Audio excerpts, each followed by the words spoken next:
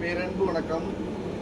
இப்போ இரவு 10:15 ஆயிடுச்சு. நாங்கள் 10:15க்கு நைட்டு 10:15க்கு சமைச்சிட்டு இருக்கோம்.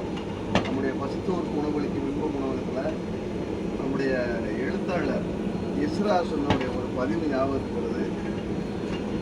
மனிதன் எந்த சூழ்நிலையாக இருந்தாலும், எவ்வளோ துயரமான சூழ்நிலையாக இருந்தாலும், எவ்வளோ சந்தோஷமான சூழ்நிலையாக இருந்தாலும், ஒரு வேளை இருவேளை சாப்பிடாமல் இருந்தால் அடுத்த வேளை மீண்டும் அவனுடைய கவனம் உணவு நோக்கியே இருக்கிறது.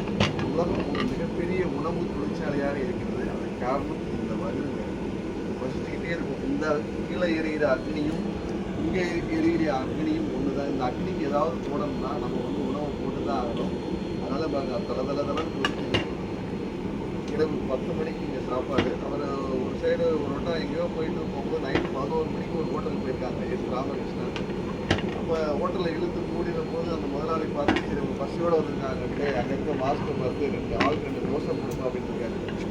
மாஸ்க்கு சலிச்சுக்கிட்டே போயிட்டு, இந்த மனிதர்கள் கெட்ட மனிதர்கள் சார், நேரம் பார்த்தாலும் அவங்க சாப்பிட்டுக்கிட்டே இருக்காங்க அப்படின்னு சொல்லும்போது, நாங்கள் அப்படிலாம் சாப்பிடலையே நான் சிரிக்கிறாரு. நான் இப்போ தானே வந்திருக்கேன், நீங்கள் இப்போ தான் வந்திருக்கீங்க, ஆனால் காலையிலேருந்து இங்கே வர மனிதர்கள் சாப்பிட்டுக்கிட்டே இருக்கிறார்கள் அப்படிங்கிற ஒரு கண்டிப்பாக ஒரு கதையை அந்த மாஸ்க் சொல்லும்போது சிரிப்பாக இருந்துச்சு. உணவு தயாரிப்பது என்பது ஒரு சாதாரண விஷயம் இல்லை.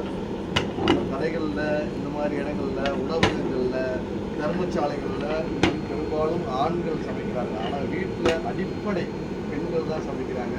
பெண்களை ஆண்கள் சர்வசாதாரணமாக கோபித்துக் கொள்கிறார்கள் அப்படின்னு சொல்கிறாரு இஸ்லாம்.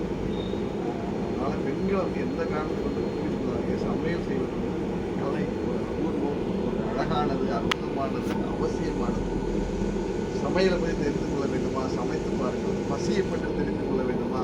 ஒரு நாள் சாப்பிடாமல் இருந்து பாருங்கள். அது மட்டும் உங்களுக்கு தெரியும். பசி ஒரு ஆற்றல், பசி ஒரு மரம். இதுக்காகத்தான் உணவு அப்படிங்கிறது இறைவன்